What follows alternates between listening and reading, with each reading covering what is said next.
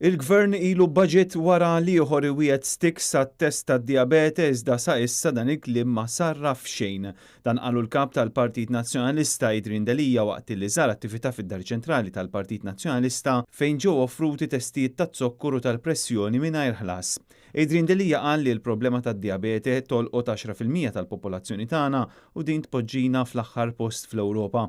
Il-kap tal-Partit Nazzjonalista qal li din il-problema tmiss fuq kollox lil persuni vulnerabbli bħal pensjonanti li diġà għandhom diffikultà biex ilaħqu mal-ħajja.